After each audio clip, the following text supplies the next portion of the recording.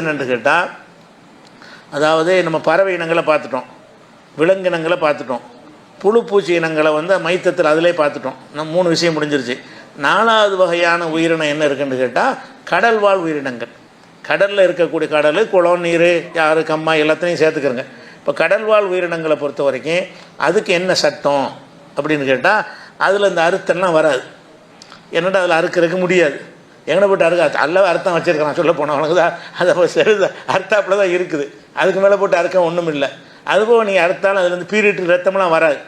பீரிட்டு ரத்தம் வர வைக்கிறதுக்கு தான் நம்ம அறுக்கிறோம். கோழியை இருக்கிறோம், மாட்டை இருக்கிறோன்னா அதில் ரத்தம் வருது. மீனில் போட்டு அறுத்தா என்ன செய்யாது, அந்த துண்டு போடும்போது கசிகிற ரத்தம் வந்து நமக்கு தடுக்கப்பட்டது இல்லைன்னு ஏற்கனவே சொல்லியாச்சு. அதனால் கடல் வாழ் உயிரினங்களாக இருக்கும் என்று சொன்னால் அதில் வந்து இந்த அறுத்தல் வராதனால வேறு எப்படி நம்ம முடிவெடுக்கிறது என்று கேட்டால், கடல் வாழ் உயிரினங்களில் எல்லாமே ஹலால். ஒரு விஞ்ஞானபூர்வமாக சயின்டிஃபிக்காக ஒரு கடல் வாழ் பிராணி நம்மளை உயிரை கொல்லும், கேடுன்னு நிரூபிக்கப்பட்டார். கேடு தர்றதுலாம் ஹராமுங்கிற ஒரு அடிப்படை சொன்னோம், அதில் வந்துடும். அப்படி எதுவும் சொன்ன மாதிரி தெரியல. உதாரணமாக ஒரு மீனை சொல்லி இந்த மீனை சாப்பிட்டா செத்து போயிடுவேன் அப்படின்னு சொல்கிறாங்களோ அது ஹராமாயிரும். அது கடல் வாழ் பிராணியாக இருந்தாலும் நமக்கு கேடு செய்வதை சாப்பிடக்கூடாது. தாவரத்துலையும் சாப்பிடக்கூடாதுல்ல. தாவரத்தில் ஒரு குறிப்பிட்ட தாவரத்தை சாப்பிட்டா நம்ம செத்து போயிடுவோம்னா அதை சாப்பிடுவோமா? அல்ல செத்துற மாட்டோம், வேறு ஏதாவது நோய் வரும்னா அதை சாப்பிடுவோமானா சாப்பிட மாட்டோம். அப்போ தாவரமாக இருந்தாலும் தாவரம் இல்லாமல் இருந்தாலும் கேடு விளைவிக்கிற ஏதாச்சும் இருக்கும் என்று சொன்னால், அதுக்கு ப்ரூஃப் இருக்கும் என்று சொன்னால் அது ஹராம் ஆயிரும். அதை தவிர கடலில் உள்ள எந்த ஒன்றுமே என்ன இல்லை, அது ஹராம் இல்லை என்பது தான் ஒரு பொதுவான அளவு. எதையும் தவிர்க்க தேவையில்லை. அதில் கூடுதல் விளக்கங்கள் தேவைப்படும். நான் சேர்த்து போய் சொல்லிடுவோம். முதலாவது கடல் வாழ் உயிரினத்தை பற்றி எல்லாம் என்ன சொல்கிறான்னு கேட்டால், இஹ்ராமில் இருக்கிறாங்கல்ல, இஹ்ராமில் இருக்கிறவங்க வேட்டையாடக்கூடாதுங்கிற நம்ம ஏற்கனவே அறிஞ்சிருக்கிறோம். ஹஜ்ஜு உம்ராவுக்காக இஹ்ராம் அணிந்துட்டாங்கன்னு சொன்னால் அவங்க என்ன செய்யக்கூடாது, வேட்டை பிராணிகளை வேட்டையாடக்கூடாது. வேட்டை இல்லாத பிராணிகள்லாம் பிடிச்சி அறுக்கலாம், கோழி ஆடுலாம் அறுத்து சாப்பிட்லாம். வேட்டையாடுறது சுதந்திரமாக சுற்றி திரியக்கூடியது, யாருக்கும் உடமையாக இருக்காதுல்ல, அதுகளை போய் பிடிக்கிறதுக்கு பேர் தான் வேட்டை. அப்போ வேட்டை பிராணிகள் வந்து அவங்க வேட்டையாடுவது ஹராமாக இருக்குது. யாருக்கு? அந்த இஹ்ராமில் இருக்கிறவங்களுக்கு. அதே நேரத்தில் அவர்கள் கடலில் வேட்டையாடுவது ஹலாலுங்கிறான்ல. இஹ்ராமில் இருக்கும்போது மீனை வேட்டையாடலாம், இஹ்ராமில் இருக்கும்போது மானை வேட்டையாடக்கூடாது. இஹ்ராமில் இருக்கும்போது மீனை வேட்டையாடலாம். ஏன்னு கேட்டால் மீன் வந்து கடல் வாழ் பிராணி. அதை சொல்லும்போது அந்த சட்டம் வருது. இந்த சட்டத்தை வந்து அல்லாஹ் வந்து இஹ்ராம் கட்டுறவங்களுக்கு தான் சொல்கிறான் அந்த வசனத்தில். ஆனால் அதுலேருந்து நமக்கு இந்த சட்டமும் கிடைக்கிறது. அது என்ன சொல்கிறான், 5வது சூறாவில் 96வது வசனத்தில் சொல்கிறான், உஹில்லலக்கும், உங்களுக்கு ஹலாலாக்கப்பட்டு விட்டது, சைதுல் பஹரி, கடலில் வேட்டையாடுவது உங்களுக்கு ஹலால். வேட்டையாடுற இந்த செயல் அது உங்களுக்கு ஹலால். யாருக்கு? இஹ்ராம் கட்டின ஆட்களுக்கு. ஓ தாமுஹு, அதில் கிடைக்கும் உணவு உங்களுக்கு ஹலாலுங்கிறான்ல. 2 சொல்கிறான். வேட்டையாடுறது ஹலாலுங்கிற அந்த இஹ்ராம் கட்டின ஆட்களுக்கு உள்ளது, உணவு ஹலாலுங்கிற அனைவருக்கும் உள்ளது. 2 வாசகத்தை எல்லாம் போகிறான். உஹில்லலக்கும் சைதுல் பஹரி ஓ தாமுஹு, கடலில் வேட்டையாடுகிறதும் உங்களுக்கு ஹலால். இஹ்ராமா அணிந்து கொண்டே நீ என்ன செய்யலாம், வேட்டையாடி கொள்ளலாம். வீட்டு எடுத்து எரிஞ்சு ஒரு மீனை, பெரிய மீனை பிடிக்கலாம், தூண்டில் போட்டு பிடிக்கலாம். நீ இஹ்ராம் அணிஞ்சிட்டு ஏன்ப்பா மீன் பிடிச்சேன்னு கேட்கக்கூடாது. ஏன்னா இஹ்ராம் முடித்தவர்கள் வேட்டையாடக்கூடாதுங்கிறது கடல் வாழ் உயிரினங்களுக்கு பொருந்தாது. தரையில் வரக்கூடிய ஆகாயத்தில் பறக்கக்கூடியவர்களுக்கு தான் பொருந்துமே தவிர கடல் வாழ் உயிரினங்களுக்கு அது பொருந்தாது. அப்படிங்கிறதுனால அதுக்கு தான் ஹலாலாக்குறான்ல. உஹில்லலக்கும், உங்களுக்குன்னு சொல்வதே வந்து முன்னாடி இஹ்ராம் கட்டுறவங்களை பற்றி தான் பேசிக்கிட்டு வரான்ல. அந்த தொடர்ச்சி தான் அது வருது. உஹில்லலக்கும், உங்களுக்கு இஹ்ராம் கட்டி இருக்கிற உங்களுக்கு ஹலாலாக்கப்பட்டிருக்கிறது சைதுல் பஹரி ஓ தாமுஹு, வந்து கடலில் வேட்டையாடுவதும் அதனுடைய உணவு உங்களுக்கு ஹலாலாக்கப்பட்டிருக்கிறது. ஒலி செய்யாரத்தி, உங்களுக்கு மட்டும் ஹலால் இல்லை, மற்ற எல்லா சாதாரண பயணிகளுக்கும் ஹலால்னு சேர்த்து சொல்லிவிட்டான்ல. இப்போ அவனுக்கு மட்டும்தான் ஹலால் வழங்கிடக்கூடாதுல்ல. ஒலி செய்யாரத்தி, இதர பயணிகளுக்கும் இது ஹலாலாக இருக்கிறது. ஓ ஹுர்ரிம அலைக்குமோ சைதுல் பர்ரி, தரையில் வேட்டையாடுவது உங்களுக்கு ஹராமாக்கப்பட்டிருக்கிறது. மாதும் துஹுர்மன், நீங்கள் இஹ்ராமில் இருக்கிற வரைக்கும், இஹ்ராமில் நீங்கள் இருக்கிற வரைக்கும் தரையில் வேட்டையாடுவது தான் உங்களுக்கு ஹராமாக்கப்பட்டிருக்கிறது. கடலில் வேட்டையாடுவது ஹராம் இல்லை, அதனுடைய உணவும் ஹராம் இல்லைன்ட்டான். இது 596. இந்த ஒத்த வாசகம் தான் அனைத்துக்கும் ஆதாரமாக இருக்குது. கடலில் கிடைக்கிற உணவுங்கிறது வந்து ஹலால். அதில் எது கூடாதுன்னு சொல்வதாக இருந்தால் அல்ல தான் சொல்லணும். அவன் பொதுவாக உணவுனா ஹலால்னு சொல்லிட்டாங்க போது நண்டு திங்கலாமா, முயல் மீன் திங்கலாம், அதெல்லாம் பேசக்கூடாது. எல்லாம் அடங்கிருச்சு அதில். கடலில் வாழ் உள்ள எல்லா உணவுகளும் ஹலால்னு இருக்கும்போதுனா அதில் எந்த ஒன்றையும் சாப்பிடக்கூடாதுன்னு சொல்வதாக இருந்தால் அதுக்கு தனி ஆதாரத்தை காட்டணும். அது அந்த உணவு ஹலால் என்பதில் நினைஞ்சிருது அனைத்தும் அடங்கி கடலில் உள்ள எல்லாமே என்ன செஞ்சது ஹலால் என்று வந்து விடுகிறது. அதே மாதிரி வந்து 16வது சூறாவில் 14வது வசனத்தில் அல்லாஹ் சொல்லி காட்டுகிறான், ஒவ்வொல்லதி சஹர் அல் பஹர, அவன் தான் உங்களுக்கு கடலை வசப்படி தந்திருக்கிறான். கடலை வந்து நம்ம கண்ட்ரோலில் இயக்கிற மாதிரி வசப்படி தந்திருக்கிறான்ல. படகுல ஏறி போகிறோம், கப்பலில் ஏறி போகிறோம், அது நமக்கு உதவி செய்யக்கூடியதாக இருக்கிறது. எதுக்காக வேண்டிய அல்லாஹ் வசப்படி தந்திருக்கிறான் என்று கேட்டால், லி தகுலு மின்ஹு லஹமன் தரியா, அதிலிருந்து பசுமையான இறைச்சி நீங்கள் சாப்பிடுவதற்காக. கடல்லேருந்து என்ன செய்றீங்க, பசுமையான இறைச்சி உங்களுக்கு கிடைக்கிறது. மீனை வந்து பசுமையான இறைச்சிங்கிறாலாம். அப்போ பசுமையான இறைச்சியை நீங்கள் சாப்பிடுவதற்காக வேண்டியும், ஒரு தஸ்தஹ்ருஜு மின் ஹில்லியத்தன் தல்பசூனஹா, நீங்கள் அணிந்து கொள்ளக்கூடிய ஆபரணங்களை அந்த கடலிலிருந்து எடுப்பதற்காக உங்களுக்கு கடலை வசப்படுத்துங்க. ஆபரணம்னா முத்து பவளங்கள்லாம் கடல்லேருந்து கிடைக்குது. அந்த மாதிரியான ஆபரணங்களுக்குரியதும் அதுலேருந்து நீங்கள் எடுத்துக்கொள்கிறீர்கள். அதுக்காகவும் கடலை எல்லாம் வசப்படுத்தி தந்திருக்கிறான்னு நல்லா சொல்லி காட்டுறான். அப்போ இதில் என்ன வருதுன்னு கேட்டால், பசுமையான உணவை நீங்கள் சாப்பிடுவதற்காக கடலை வசப்படுத்தி தந்திருக்கான்னு கேட்டால், அதில் ஏதாவது கூடாத ஒன்று சாப்பிட தகாது இருக்கும் என்று சொன்னால் அது கழிச்சிருப்பான். இதை தவிர அப்படி நல்லா சொல்லியிருப்பான். பொதுவாக சொல்லிட்டான்னு சொன்னால் அப்போ கடலில் உள்ள எதுவுமே ஹலால் தான். அது ஒரு விஷயத்தை விளங்கிக்கணும். அடுத்ததாக வந்து இது சார்பாக வந்து ஹதீஸுகளும் வருகிறது. திருமதியில் ஒரு ஹதீஸ் வருகிறது. சஹாபாக்கள் கேட்குறாங்க, அல்லாஹ்வுடைய தூதரே, நாங்கள் கடலில் பிரயாணம் பண்ணி போகிறோம். கடலில் பிரயாணம் பண்ணி போகும்போது என்ன செய்வோம்னு கேட்டால், கடலில் தண்ணி இருந்தாலும் கடல் தண்ணியை வந்து நம்ம எல்லாத்துக்கும் குடிக்கணும் யூஸ் பண்ண முடியாதுல்ல. அப்போ குடிக்கிற கொஞ்சம் தண்ணி வச்சுருப்போம். கப்பலில் போனால் கூட கடல் தண்ணி குடிப்பதற்கு உள்ளதாக இல்லாதனால தண்ணி எடுத்துகிட்டு தான் போவோம். அது சொல்கிறாங்க, நாங்கள் கடலில் போகிறோம், ஒரு நஹமில் மானல் மால் கலீல மினல் மாய், கொஞ்சோண்டு தண்ணி நாங்கள் எடுத்துக்கிட்டு போகிறோம். அப்படி இருக்கும் பொழுது ஃபைன் தவல்லனா பிஹி அதிசனா, நாங்கள் குடிப்பதற்காக கொண்டு போகிற தண்ணீரில் நாங்கள் உழு செஞ்சோம் என்று சொன்னால் எங்களுக்கு தாகந்தி இருக்கிறதுக்கு ஒரு வழி இல்லாமல் போயிடும். அதனால அஃபனத்த வல்லோ மினல் பஹரி, கடலில் உழு செஞ்சுக்கலாமான்னு கேட்குறாங்க. கேள்வி உழு செய்கிறப்ப தான் கேள்வி. ரசூல்லா கேள்வி கேட்காதுன்னு சேர்த்து பதில் சொல்கிறாங்க. கேட்டவர் எது கேட்குறாருன்னு கேட்டால், நாங்கள் கொஞ்சோண்டு தண்ணி வச்சுக்கிட்டு கப்பலில் போயிட்டுருக்குறோம், படகுல போகிறோம், அந்த தண்ணீரை தொழுக நேரம் வருது, அதில் நாங்கள் ஒழு செஞ்சோம் என்று சொன்னால் குடிக்க தண்ணி இல்லாமல் போயிடும். அதனால் நாங்கள் கடல் தண்ணி எடுத்து ஒழு செஞ்சுக்கிறலாமா அப்படின்னு கேட்கும் பொழுது ரசூல்லா சொல்கிறாங்க, ஹுவத்தஹூர்மாஹு, கடலுடைய தண்ணீர் தூய்மையானது. கடலுடைய தண்ணீர் அசுத்தம் கிடையாது, சுத்தமானது கடல் தண்ணீர். அல் ஹில்லு மைத்தத்துஹு, அதில் செத்ததும் உங்களுக்கு ஹலாலு. ரெண்டு கேட்டது தண்ணிக்கு மட்டும்தான்.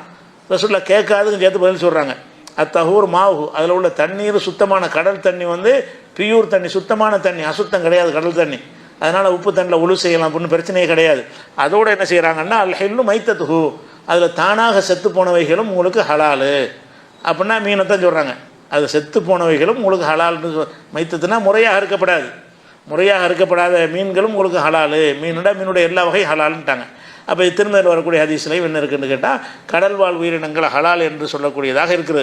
இந்த கருத்தில் உள்ள ஹதீஸு திருமதியில், நசையில், அபுதாவுதில், இப்னு மாஜாவில், அகமதில், மொத்தாவில், தாரமியில், இப்னு ஹுசைமாவில், இப்னு ஹிப்பானில், ஹாக்கிமில், இன்னும் பல நூல்களில் இந்த ஹதீஸு வந்துருக்குது. எந்த ஹதீஸு நாங்கள் ஒழு செய்கிறோங்கிற வருதில் அந்த ஹதீஸு இடம்பெற்றிருக்குது. அது ஒரு விஷயமாச்சு. அதே மாதிரி ஏற்கனவே சொன்ன அந்த ஹதீஸை, அதாவது 2 மையத்து நமக்கு ஹலாலாக்கப்பட்டிருக்கு. அதாவது முறையாக அறுக்கப்படாத 2 விஷயங்கள் நமக்கு ஹலாலாக்கப்பட்டிருக்கிறது. ஒன்று வந்து மீன், இன்னொன்று வெட்டுக்கிளி. இந்த 2 அறுக்காமல் சாப்பிட்லாம், முறைப்படி அறுக்க தேவையில்லை அப்படின்னு சொல்லி ரசூல் ஸல்லல்லாஹு அலைஹி வஸல்லம் சொன்னாங்க என்ற ஒரு செய்தி ஏற்கனவே சொல்லியிருக்கிறோம். அது இப்னு மாஜாவில் வந்திருக்குது. இது எல்லாமே வந்து கடல்வாழ் பிராணிகள் எல்லாம் ஹலால் என்பதை இது குறிக்கிறது. ஆனால் அந்த கடலுங்கிற வார்த்தை வந்திருக்குது. அப்போ இந்த இடத்துல நம்ம என்ன செய்கிறோன்னு கேட்டால், அந்த கடலில் உள்ள ஒரு பாதி உயிரினங்கள் குளத்துலையும் இருக்கும். கடலில் உள்ள எல்லாம் இருக்காது. கடலில் இருக்கிற அந்த மீன் வகையில் உள்ள ஒரு சரிபாதி மீன் வகைகள் வந்து எதில் இருக்கும், குளத்தில், கம்மாயில், ஆறுகள்லாம் என்ன செய்ய இருக்கும். அப்போ அதில் உள்ளதும் ஹலால் ஆகுமா? கடல் தான் நல்லா சொல்லியிருக்கிறான். குளத்து மீன் ஹலால் ஆகுமான்னு ஒரு கேள்வி வரும்ல. கடலில் வேட்டையாடுவது கடல் உணவு ஹலால்னு சொன்னால் அது கடலை தான் குறிக்குமா, குளத்தையும் குறிக்கும்? குளத்தை சொல்லலாம். அல்ல சொன்னது கடலுங்கிற பஹருங்கிற வார்த்தையை தான் நல்லா போட்டிருக்கிறான். பஹ்ருனா கடல் தான். கடலில் வேட்டையாடுவதும் கடலில் உள்ள உணவும் ஹலால் என்று எல்லாம் சொல்லிட்டதுனால ஒரு சந்தேகம் என்ன வரும்னா, இப்போ கடல்லேருந்து வர கடல் மீன் தான் ஆற்று மீன் ஹலால் இல்லைன்னு சொல்ல வேண்டி வரும். ஆற்று மீன், கம்மாயில் பிடிக்கிற மீன், குளத்து மீன் இதுகளெல்லாம் என்ன இல்லை, அது கடலில் சேராது என்று சொல்ல வேண்டி வரும். ஆனால் அப்படி வருமானா அப்படி எடுத்துக்கிட்டோம். கடல்னு எல்லாம் சொன்னாலும் நல்ல தண்ணீர் உள்ள குளத்தையும் குளமாக இருக்கக்கூடியதையும் உப்பு இல்லாத தண்ணீர் இருக்கும்ல, அதையும் எல்லாம் என்ன செய்கிறான்னா கடலுங்கிற பேரில் அதில் சொல்லி இருக்கிறான். குரானில் என்ன செய்யறான்னா, கடலுங்கிறது வந்து கடலை தான் குறிக்கும்னு கிடையாது. கடல் இல்லாதையும் கடல்னு சொல்லாது, நீரையே கடல்னு சொல்லக்கூடிய ஒரு வசனங்களும் இருக்கிறது. அதை வச்சு பார்க்கும்போது கடல் வாழ் பிராணிங்கிறன்னா கடலில் உள்ளது கூட இங்கேருந்து போனது தானே எல்லாமே ஆற்றுல அடிச்சிட்டு போய் தானே குளத்தில் ஆற்றுல கடலில் போய் சேருது. அந்த வகையில் பார்த்தீங்கன்னு சொன்னால் ஒரு வசனம் இருக்குது குரானில் 25வது சூறாவில் 23வது வசனம். அதில் என்ன செய்கிறான்னு கேட்டால் நல்ல தண்ணீரும் கடல் தண்ணீரும் ஒன்றாக சேர்ந்துருக்கின்றன என்று சொல்கிறான். இப்போ பெரிய மழை பெய்யுதுன்னு வைங்க, பெரிய மழை பெய்ஞ்சுன்னு சொன்னால் ஆற்றுல தண்ணி வேகமாக வந்து கடலில் போய் சேர்ந்துடும். சேர்ந்துச்சின்னு சொன்னால் முன்னாடி உள்ள பகுதி பூரா நல்ல தண்ணியாக இருக்கும், கொஞ்சம் தாண்டி போனீங்கன்னா உப்பு தண்ணியாக இருக்கும். இது போய் தள்ளினாத இந்த தண்ணி நல்ல தண்ணி போய் என்ன செய்யும்னு கேட்டால் கடலில் சேர்ந்த உடனே அந்த உப்பு தண்ணியை பின்னுக்கு தள்ளி விட்டு இது போய் நின்றுக்கிற முன்னாடி இதுக்கு கலந்து ஒன்றாகிறதுக்கு நீண்ட காலங்கள் எடுக்கும். 2 கடலாகவே தனித்தனியாக இருக்கும். அப்படியே எல்லாம் சொல்லி காட்டுறான். எப்படின்னு கேட்டால் ஓல்லதி மரஜல் பஹரைன் ஹாதா அதுபுன் ஃபுராத் ஹாதா மில்ஹுன் உஜாஜ். இது நீங்கள் கடல் 2 கடல் நீங்கள் பார்க்குறீங்க. ஒரு கடல் மதுரமான தண்ணி உடையதாக இருக்கிறது, இன்னொரு கடல் கடுமையான உப்பாக இருக்குங்கிறான். இதை கடலுங்கிறான்ல, எதை நல்ல தண்ணீர் போய் சேருது பாருங்கள். அந்த கம்மாயிலிருந்தோ ஆற்றுல இருந்தோ திறந்து விடப்பட்ட தண்ணீர் சேருகிறத அது அல்லாஹ் சொல்லும்போது என்ன செய்யறான், அதையும் பஹருங்கிறான், கடல்ங்கிற வார்த்தையை கொண்டு சொல்கிறான். அப்போ இந்த கடல் மதுரமான தண்ணீராக இருக்கிறது, அந்த கடல் உப்பு தண்ணியாக இருக்கிறதுங்கிற ஒரு விஷயத்தை அல்லாஹ் சொல்லி காட்டுறான். அது 25, 23. அதே மாதிரி இதே கருத்தை 35:12 சொல்லும் பொழுது இந்த ஒரு பக்கம் உள்ள தண்ணீர் நல்ல தண்ணியாக இருக்குது, அது கடல் தண்ணியாக, கடல் அல்ல சொல்லப்போனால் கடலில் போய் சேர்ந்துருக்கிற கடல் அல்லாத தண்ணி, கடலுக்கு சம்மந்தம் இல்லாத ஒரு தண்ணி, ஆனால் கடலாக ஆகிவிட்டது.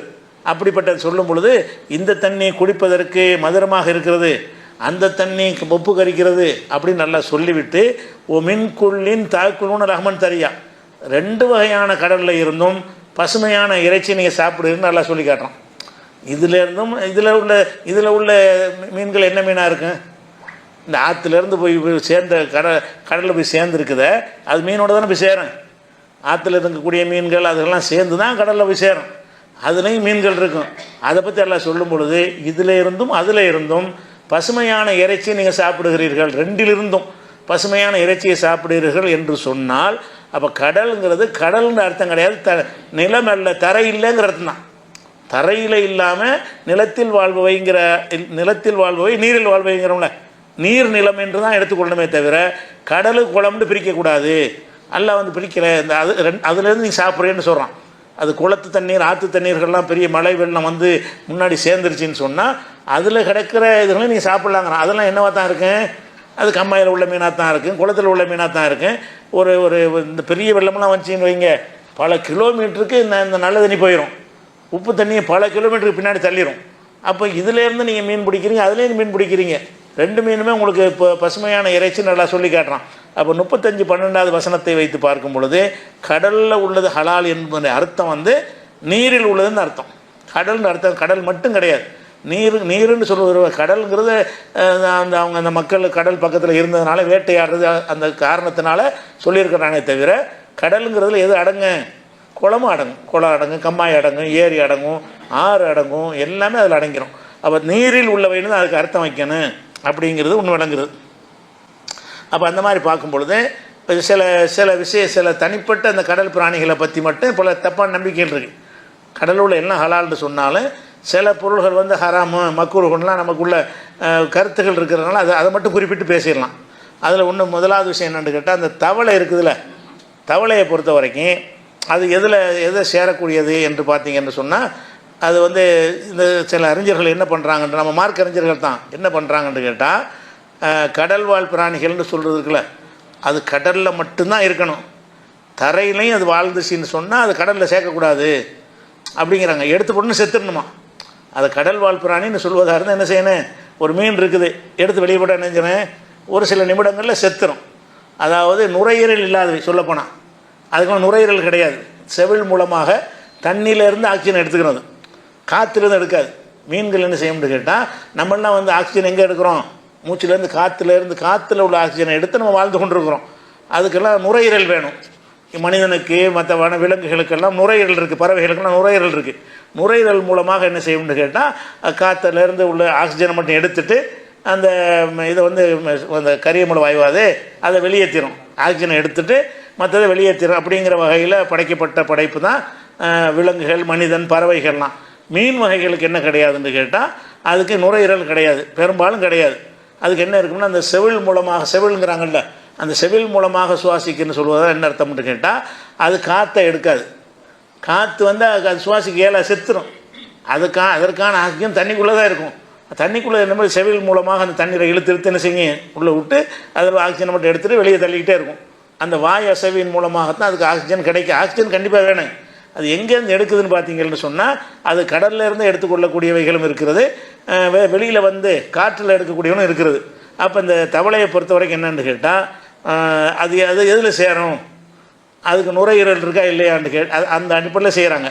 நுரையீரல் இருக்கான்னு கேட்டால் தவளையுடைய குஞ்சு இருக்கும்ல, தவளை குஞ்சு அப்போ தான் குஞ்சியாக இருக்குதுல்ல, அந்த குஞ்சுகள் வந்து தரையில் வாழவே முடியாது.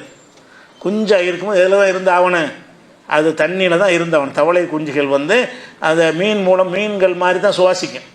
அதாவது செவில்கள் மூலமாக தான் என்ன செய்யும், சுவாசிக்கும். அதே நேரத்தில் வளர்ந்த தவளை இருக்குல்ல, தவளை கொஞ்சம் பெருசாகிடுச்சின்னு சொன்னால் அதுக்கு மாத்திரம் எந்த பிராணிக்கும் எந்த உயிரினங்களுக்கு இல்லாத ஒரு சிறப்பு ஏற்பாடு அந்த தவளைக்கு மட்டும் இருக்கிறது. என்ன இருக்குன்னு கேட்டால் அதுக்கு வந்து மற்ற பாலூட்டிகள் மாதிரி, அதாவது குஞ்சாக இருக்கும்போது இந்த செவில் இருக்குல்ல, வாயை பொழுது தண்ணிக்குள்ளே எடுக்கிறது, அதன் மூலமாக நுரையீரல் இல்லாமல் அது சுவாசிக்கிட்டு இருக்கும். ஆனால் கொஞ்சம் பெருசாக வளர்ந்துருச்சின்னு சொன்னால், அதாவது பறவை பாலூட்டிகள்லாம் எப்படி சுவாசிக்கிறதோ அந்த மாதிரி காற்றுலேருந்து எடுக்க ஆரம்பிச்சிடும். அதில் என்ன செய்யணும்னு கேட்டால் அந்த தவளைக்கு மாத்திரம் தோள்கள் இருக்குல்ல, தவளுடைய தோல்லேருந்து அந்த ஆக்சிஜன் எடுக்குமா. தோல் வழியாக எடுத்து தான் அந்த நுரையீரல் இல்லாமல் என்ன செய்யுது, நுரையீரல் மாதிரி ஒரு செட்டப் இருக்குது. அது நம்ம வந்து வாயிலேருந்து உறிஞ்சி அந்த காற்று எடுக்கிறோம்ல, அப்படி எடுக்காமல் தேவையான ஆக்சிஜனை வந்து தவளைகள் என்ன செய்யணும்னு கேட்டால், இது படைப்புகள்லேயே விசித்திரமான படைப்புங்கிறாங்க. தவளைகள் மாத்திரம் என்ன செய்யணும்னு கேட்டால் அதுக்கும் ஆக்சிஜன் தேவை. அந்த ஆக்சிஜன் வந்து குஞ்சாக இருக்கிற வரைக்கும் தண்ணீரில் கிடைக்கும், வளர்ந்துருச்சுன்னு சொன்னால் தரையில் கிடைக்கும். தரையில் உள்ள ஆக்சிஜனை எப்படி எடுக்கும் என்று கேட்டால் அதனுடைய தோள்கள்லேருந்து உறிஞ்சி நரம்புகள் இருக்குல்ல, அந்த நரம்புகள் ஆக்சிஜன் எடுக்கும். காற்று படும்ல, காற்று பட்டோன்னு அதுலேருந்து ஆக்சிஜனை மட்டும் உறிஞ்சி எடுக்கக்கூடிய ஒரு தன்மை வந்து தவளையுடைய தோள்களுக்கு இருக்குதுன்னு சொல்கிறாங்க. அப்போ இது நேரில் உறிஞ்சிருது. அப்போ இது எதில் சேரும் என்று கேட்டிங்கன்னா, இது வந்து தரையில் உள்ள பிராணி இதில் சேர்க்க இயலாது, கடல்லையும் சேர்க்க இயலாது அப்படின்னு ஒரு காரணம் சொல்லி என்ன செய்வாங்கன்னு கேட்டால் இதை வந்து கடல் வாழ் பிராணியுடைய சட்டத்தை கொடுக்க இயலாதுமாங்க. ஆனால் உண்மையில் வந்து இது வந்து தண்ணீர் வாழக்கூடிய பிராணியாக தான் இருக்குது. ஏன்னு கேட்டால் இந்த தவளை வந்து அது தரையில் இருக்கும். தரையிலேருந்து கடல்லேருந்து எடுத்து வெளியே போட்டிங்கன்னு சொன்னால் தரையில் என்ன செய்யும், உயிர் வாழும் என்று சொன்னாலும் ஈரப்பதம் இருந்தால் மாத்திரம்தான் உயிர் வாழ முடியும். ஈரப்பதம் இருந்தால் தான் அந்த ஈரப்பதம் தோளில் பட்டு அதன் மூலமாக வந்து அந்த ஆக்சிஜனை உறிஞ்ச முடியும்.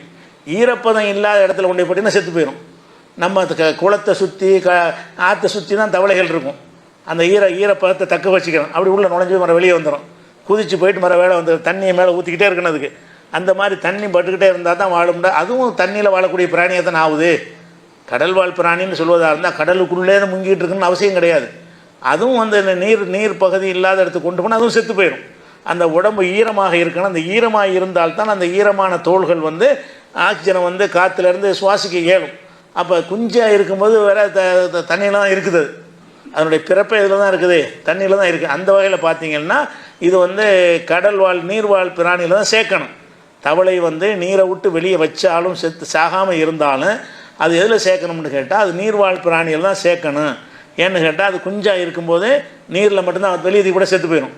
அது உள்ள ஆக்சிஜனை வந்து தண்ணியிலேருந்து எடுத்துக்கொள்ளக்கூடிய படைப்பாக இருக்குது. கொஞ்சம் வளர்ந்த உடனே வெளியிலேருந்து ஆக்சிஜன் எடுக்கக்கூடிய தன்மை அது தோள்களுக்கு வருகிறது. தோள்கள் மூலமாக ஆக்சிஜனை உறிஞ்சிற ஒரு தன்மையில் வெளியே வந்துடுது. வெளியே வந்தாலும் அந்த ஈரம் இருந்துக்கிட்டே இருக்கணும். ஈரம் இருந்தால் தான் என்ன செய்யும், அதை வந்து உயிர் வாழ முடியும்.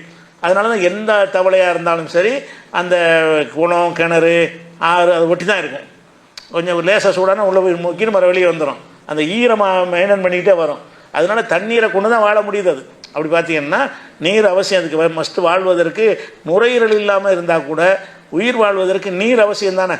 அந்த நீர் அவசியமான ஒரு பிராணியாக அது இருக்குது. நீரற்ற பாலைவனத்தில் போட்டிங்கன்னா செத்து போயிடும். கொஞ்ச நேரத்தில் காஞ்சி போயிடும். அந்த தண்ணி ஆக்சிஜனை உறிஞ்ச இயலாது, அது செத்து போயிடும். ரொம்ப நாளைக்கு சும்மா இருக்கிற இடத்துலாம் பார்த்தீங்கன்னா ஈரப்பசையான இடத்துலாம் இருக்கும், ஈரமான இடத்துலாம் தவளைகள் இருக்கும். அந்த அடிப்படையில் பார்த்தீங்கன்னு சொன்னால் இதை வந்து ஹலால் என்று தான் சொல்லணும். தவளை வந்து என்ன இதுக்கு கடல் வாழ் பிராணியாக நீர் வாழ் பிராணி ஆயிடுதுல. இது ஹலால் என்று சொல்லணும். ஆனால் இந்த தவளைக்கு மாத்திரம் தனியாக ஒரு தடை இருக்குது. தவளைங்கிறது வந்து பொதுவான அளவுகோல் படி பார்த்தீங்கன்னா தவளையை சாப்பிட்லாம். ஏன் சாப்பிட்லாம்? அது நீர்வாழ் பிராணி. நீர்வாழ் பிராணியாக இருந்தாலும் சாப்பிட்லாம். மீன் மாதிரி தான் அது. மீன் சாப்பிடுவதற்கு எந்த வசனம் ஆதாரமாக இருக்குதோ அந்த வசனம் தான் தவளைக்கும் ஆதாரமாக இருக்கும். ஆனால் ரசூலுல்லாஹ் என்ன செய்கிறாங்கன்னு கேட்டால், ஒரு வைத்தியர், அந்த காலத்து நாட்டு வைத்தியர் வைத்தியம் பண்ணுவாங்கள்ல, ஒருத்தர் ரசூலுல்லாஹ்ட்ட வர்றாரு. வந்து என்ன செய்கிறாருன்னு கேட்டால், அவர் ஒரு மருந்து தயாரிக்கிறத பற்றி ரசூலுல்லாஹ்ட்ட பேசுகிறார். நான் ஒரு மருந்து தயாரிக்கிறேன், அந்த மருந்துக்காக நான் என்ன செய்கிறேன்டா, தவளை இருக்குல்ல, தவளை பிடிச்சி கொன்று அந்த தவளையை அந்த மருந்தில் நான் சேர்க்குறேன், அது மாதிரி நான் சேர்க்கலாமான்னு அவர் கேட்குறாரு. தவளையை பிடிச்சி அதை சாவடித்து அதை நான் மருந்தில் சேர்த்து, ஏதோ ஒரு நோய்க்கு, என்ன நோயின்ற வரல ஹதீஸில், ஒரு நோய்க்கு நான் மருந்து தயாரிக்கிறேன், அப்படி நான் செய்யலாமா என்று அவர் ரசூலுல்லாஹ்ட்ட கேட்குறார். அப்போ ரசூலுல்லாஹ் என்ன செய்கிறாங்கன்னா, தவளையை கொல்லக்கூடாதுன்ட்டாங்க. தவளையை கொல்லக்கூடாதுன்னு சாப்பிட இயலாத. எதெல்லாம் கொல்வதற்கு தடை செஞ்சாச்சோ அதை சாப்பிட முடியாதுல்ல. அப்போ தவளையை வந்து கொல்வதற்கு ரசூலுல்லாஹ் வந்து தடை செஞ்சிட்ட காரணத்தினால அந்த பொதுவான அளவுகோல் படி தவளை ஹலால். எந்த பொதுவான அளவுகோல்? நீரில் வாழ்பவை அப்படிங்கிற அடிப்படையில் அது ஹலாலாக வரும். ஆனாலும் அதை குறிப்பிட்டு ரசூலுல்லாஹ் வந்து தடுத்துட்ட காரணத்தினால அந்த தவளையை வந்து நம்ம என்ன செய்யக்கூடாது, சாப்பிடக்கூடாது. தவளை வந்து ஹராம். தவளை வந்து ரசூலுல்லாஹ் மருந்து கூட கொல்லக்கூடாதுட்டாங்கன்னா அது வந்து அறவே கொல்லக்கூடாது, உயிர் வாழணும் அப்படிங்கிற ஒரு விஷயம். அது ஒரு விஷயமாச்சா. இந்த ஹதீஸ் வந்து நசையுடைய சுகராவில் இருக்கிறது, அபுதாவுதில் இருக்கிறது, தாரமியில் இருக்கிறது, ஹாக்கிமில் இருக்கிறது, அதே மாதிரி அகமதுலையும் இருக்கிறது இந்த ஹதீஸ். அதே மாதிரி வந்து அதுக்கடுத்து முதலை. இந்த முதலையை பொறுத்த வரைக்கும் எதுக்கு இதெல்லாம் வருதுன்னு கேட்டால், தரையினையும் அது உசுரோடு இருக்குன்னு கண்ணால் பார்க்குறீங்க, மற்றெல்லாம் உங்களுக்கு சந்தேகம் வராது. எந்த மீன் தான் தண்ணியில் எடுத்து கூட செத்து போயிருதில்ல, அது நீர்வாழ் பிராணிங்கிறது கன்ஃபார்ம் ஆகிடும். அதிலெல்லாம் உங்களுக்கு எந்த டவுட்டும் வேண்டாம், யாரும் விளக்கம்லாம் சொல்ல தேவையில்லை. சில கடல்வாழ் பிராணிகள் என்ன செய்யணும், வெளியேயும் உசுரோடு இருக்கும். அப்போ இதை இங்கே சேர்க்குறது அங்கே சேர்க்குறதா, நிலத்திலையும் வாழுது கடல்லையும் வாழுதுன்னு சொன்னால், அப்போ நிலத்தில் வாழ்பவை என்ற பட்டியலில் சேர்ப்பதாக இருந்தால் அதுக்கு அந்த அளவுகளை வைக்கணும், விஷப்பல் இருக்கான்னு பார்க்கணும். தரையில் வாழ்பவை கடல் வாழ்பவைன்னு பார்த்தா எந்த அளவுகளும் பார்க்க தேவையில்லை, அது அப்படி ஹலால்னு ஆயிரும். இப்போ முதலை எந்த கணக்கில் எடுப்பதுன்னு பார்த்திங்கன்னா, முதலைக்கு வந்து அதாவது செவில்களால், முதலை வந்து செவில்களால் சுவாசிக்காது. அதாவது அதுக்கு அந்த செவில்கள்னா அது தண்ணியை குடிச்சு சுவாசிக்குதுல்ல, அந்த மாதிரி சுவாசிக்காது. அதாவது என்ன செய்யணும்னு கேட்டால், மற்ற பாலூட்டிகள் மாதிரி, பாலூட்டிகள்னால் அந்த நுரையீரல் உள்ளது, பாலூட்டிகள்னால் மனுஷன், மிருகங்கள் இதெல்லாம் சுவாசிக்கிறோம்ல, அந்த பாலூட்டிகளை போல தான் இது சுவாசிக்கும். காற்றுலேருந்து தான் ஆக்சிஜன் எடுத்து முதல்ல வந்து தண்ணியிலேருந்து தண்ணியில் அமுக்கி வச்சா செத்து போயிடும். சொல்லப்போனால் தண்ணியில் கொஞ்சம் ஒரு 4 மணி நேரத்துக்கு மேலே தாக்கு பிடிக்காதுன்னு சொல்கிறாங்க. 4 மணி நேரம் மூச்சு அடக்கிட்டு இருந்துருமே தவிர அது சுவாசிப்பதற்கு உரிய மெத்தேடு வந்து பூமியில் தான் இருக்குது, அது நிலத்தில் தான் இருக்கிறது. அதில் என்ன செய்ய முடியும்னா, காற்றில் வந்து உறிஞ்சி காற்றுலேருந்து ஆக்சிஜனை எடுத்துக்கிட்டு, காற்றுல வந்து 75% ஆக்சிஜன் எடுத்துரும். மனுஷன் வந்து 15 தான் எடுப்பாங்கிறாங்க. மனிதனால் வந்து காற்றிலேருந்து ஒரு 15% தான் இவனுக்கு உறிஞ்ச முடியும். அதில் உறிஞ்சி திறன் அதிகமாக இருக்கிறதுனால அதுக்கு முதல்ல என்ன செய்ய முடியும் கேட்டால், வெளியே வந்து காற்றுல ஒரு இழுப்பு இருந்துச்சுன்னு சொன்னால் 75% ஆக்சிஜனை எடுத்துரும். அந்த மாதிரி இருக்கக்கூடியது மனிதன் கூட 15 தான் எடுக்கிறாங்க. அப்போ 1 மணி நேரம் வந்து நீரில் வந்து மூச்சு அடக்கி அது இருக்க முடியும். 1 மணி நேரம் தாண்டிடுச்சுன்னா அப்படி தலையை வெளியே நீட்டிடும். தரைக்கு வராட்டாலும் என்ன செய்யும், காற்றுக்காக வந்துடும். அதாவது கடல் வாழ்வில் கணக்கில் வரல, கடல்வாழ் பிராணியுடைய கணக்கில் வரவில்லை. நீங்கள் எப்படி மூச்சு அடைக்கிட்டு தண்ணியில் இருக்க முடியுமோ அது மாதிரி நம்ம ஒரு 10 நிமிஷம் இருக்க முடியும்ல, அது 1 மணி நேரம் இருக்கும்.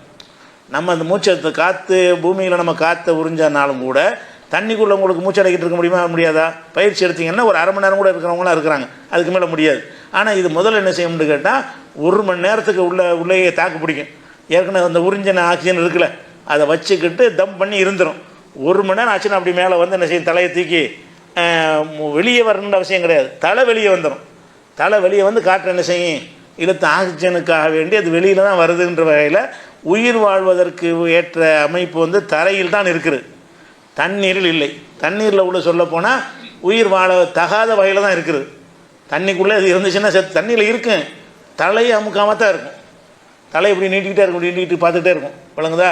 ஏதாவது மிருகங்களை வேட்டையிடவோ டக்குனு கீழே அமுங்கிக்கிறோம், மறுபடியும் எந்திரிச்சிக்கிறோம். ஆனால் வந்து அதுலேயே சுவாசிக்க இயலுமாண்டா அது இயலாது. அதை மீன்கள் எப்படி தண்ணீரில் சுவாசிக்கிறதோ அந்த மாதிரி முதலை வந்து அப்போ சுவாசிக்க இயலாதுன்னு சொன்னால் இது வந்து தண்ணீரோடு இதை சேர்க்க முடியாதுங்கிற கணக்கெலாம் வருது. பார்த்தோம்னு சொன்னால் இது கடல் பிராணி நீர் பிராணின்னு சேர்க்க இயலாது, அது ஆக்சிஜனை எங்கே தான் இருக்கிறது, பூமியில் நம்மளை மாதிரி தான் சுவாசிக்கக்கூடியதாக இருக்கிறது. அது அதிக நேரமாக என்ன செய்யும், தண்ணிக்குள்ளே வேணால் உடம்பை வச்சுக்கிட்டு இருக்குமே தவிர அது வந்து வாயை வச்சுக்கிட்டு இருக்க முடியாது, வாயை மூக்கை என்ன செய்ய முடியாது, தண்ணிக்குள்ளே வச்சுக்கிட்டு இருக்க முடியாது. அது ஒரு விஷயமாச்சு. அதே நேரத்தில் என்னென்னு கேட்டால், இதில் ஒரு தன்மை என்னென்னு கேட்டால், இதுக்கு வந்து இந்த தோல் வந்து ஈரமாக இருந்துக்கிட்டே இருக்கணும். முதலைக்கு என்ன செய்யணும்னு கேட்டால், ஈரமாக இருந்தால் தான் அது வாழ முடியும். நீங்கள் வந்து காற்று ஓரத்தில் களத்து ஓரத்துலன்னா இந்த தவளையெல்லாம் பார்க்குறீங்களா, அந்த மாதிரி முதலையும் பார்ப்பீங்க, அந்த பகுதியெலாம் இருக்கும். முதலையை கொண்டே பாலைவனத்தில் ஊட்டியெல்லாம் செத்து போயிடும். பாலைவனத்தில் தண்ணி இல்லாத ஈரம் இல்லாத இடத்துல அது உடம்புல உள்ள ஈரம் அதனால தண்ணியிலே கிடக்குது. இறைவன் எப்படி படைச்சிருக்கான்னு கேட்டால், அது தண்ணி அதுக்கு தேவை. எதுக்கு தேவையில்லை என்றால், சுவாசிப்பதற்கு தண்ணி தேவையில்லை, அது வாழ்வதற்கு தண்ணி தேவை. கொஞ்சம் நேரம் அது வெளியே இருந்துச்சுன்னு சொன்னால் சூடாகி போயிடும். மறுபடியும் தண்ணியில் இறங்கி அந்த சூடெல்லாம் போக்கிட்டு தான் மறுபடியும் வாழ முடியும். அப்போ தண்ணீரை நம்பி தான் வாழக்கூடியதாக இருக்கிறது. நம்ம நீரில் சுவாசிக்கிறத மட்டும் வச்சுக்கிட்டு நம்ம என்ன செய்ய முடியாதுன்னு கேட்டால், தரையில் உள்ள வசிக்கக்கூடியதாக நம்ம சேர்த்துற முடியாது. அது வந்து தண்ணியில் வாழ முடியாது. தண்ணியில் சுவாசிக்கிறது மட்டும் கிடையாது, அது வாழ்வதற்கு மஸ்ட்டு அவசியம். தண்ணீர் தேவை என்று இருந்தாலே அது தண்ணீர் பிராணியில் சேர்ந்துடும். தண்ணீர் இல்லாத பகுதியில் அது வாழ முடியாது.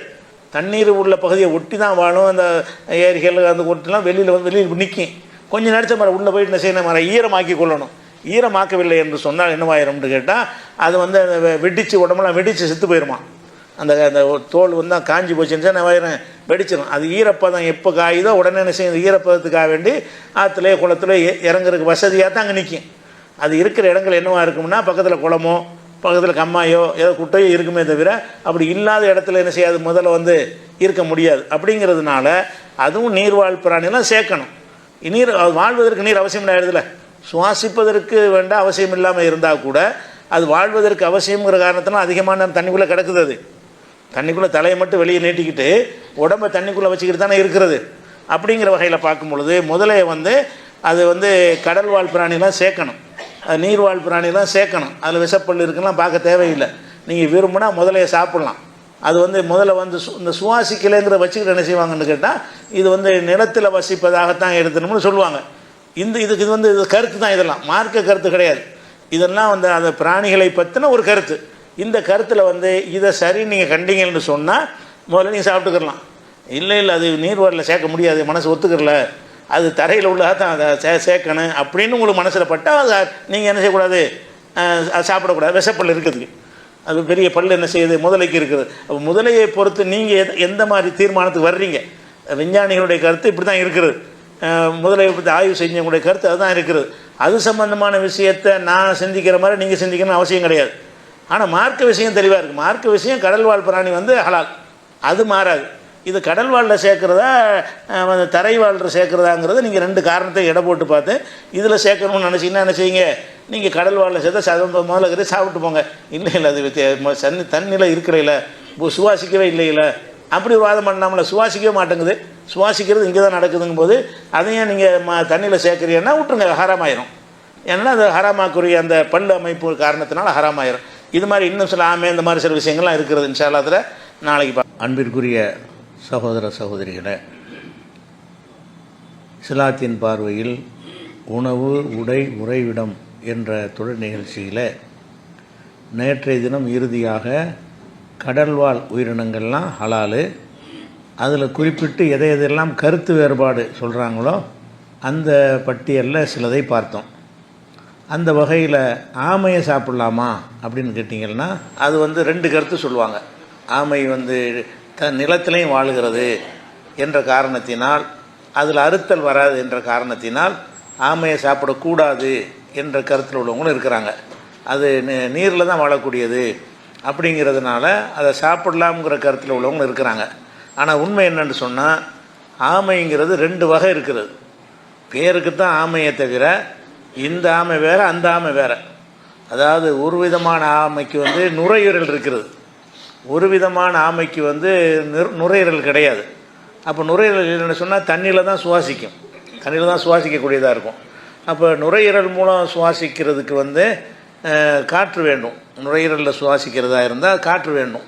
அதில் என்ன தான் நீர் ஆமைன்ற ஒரு ஆமை, நிலத்தாமைன்னு ரெண்டாக பிரிச்சுருக்கிறாங்க. நிலத்தாமை என்பது வந்து குடிக்கிறதுக்கு மட்டும்தான் அதுக்கு தண்ணி தேவை. மற்ற நேரத்தில் நீருக்கு எந்த நம்மள மாதிரி தான் நம்ம குடிக்கிறதுக்கு தண்ணி தேவையே தவிர வாழ்வதற்கு நமக்கு தண்ணியில் இருக்கணும், தண்ணி நம்ம மேலே பட்டுக்கிட்டே இருக்கணும், அல்லது தண்ணிக்குள்ளே நுழைஞ்சி சுவாசிக்கணுங்கிற நிலையில் நம்ம இல்லையில அந்த மாதிரி ஆமையும் இருக்கிறது. அப்போ ஆமையில் வந்து நீர் ஆமை என்று சொன்னால் அதுக்கு அது தண்ணி சட்டம், அது சாப்பிட்லாம். தோற்றத்தில் ஒரே மாதிரி தான் இருக்கும். ஆனால் நீர் ஆமைங்கிறது நீரில் தான் அது வாழும், வந்துட்டு போய்க்கிறமே தவிர நிலத்தில் வாழ முடியாது. அதுக்கு நிலத்து ஆமைன்ற ஒரு தனியாக இருக்கிறது, அது நிலத்தில் இருக்கும், நீருக்கு சம்மந்தமே இருக்காது. அது பொந்து மாதிரி வச்சு உள்ளே போய் குடியிருந்துக்கிறோம், வெளியே வரும். தண்ணியை வந்து தாகத்துக்கு தண்ணிக்கு மட்டும்தான் அது குடிக்கிறதுக்கு தேடுமே தவிர வாழ்வதற்கு தேடப்படாது. அப்போ அந்த ஆமையை பிரிக்கணும். ஆமைன்னு தோற்றத்தில் ஒன்றா இருந்தாலும் அல்லாஹ் வந்து 2 வகையாக படைச்சிருக்கிறான். அது வேற இனம், இது வேற இனம். அப்போ செம்மறியாடு வெள்ளாடும் ஒரே மாதிரியாக இருந்தாலும் 2 வேறு இனம் தானே. அந்த மாதிரி வந்து அந்த மாடு, சிங்கம், புலி, பூனைகள்லாம் ஒரே மாதிரி தான் இருக்குது, வேறு இனமாக இருக்குல்ல. அந்த மாதிரி என்ன இருக்குன்னு கேட்டால் அந்த ஆமையில் வந்து ஒட்டுமொத்தமாக ஹலால் ஹராம்னு சொல்லக்கூடாது, பிரிக்கணும். எந்த ஆமை நீரில் மட்டும் இருக்குமோ அந்த ஆமை வந்து ஹலால். எந்த ஆமை வந்து நீருக்கு சம்பந்தம் இல்லாமல் நிலத்தில் மட்டும்தான் இருக்குமோ, நிலத்திலே வசிச்சிருமோ, காலமெல்லாம் நிலத்தில் இருந்தாலும் அது தண்ணியில் மூழ்கி போகாமல் தண்ணியை தேடாமல் இருந்துரும் என்று சொன்னால் அந்த ஆமை வந்து கடல் வாழ் பிராணிங்கிற கணக்கில் வராது.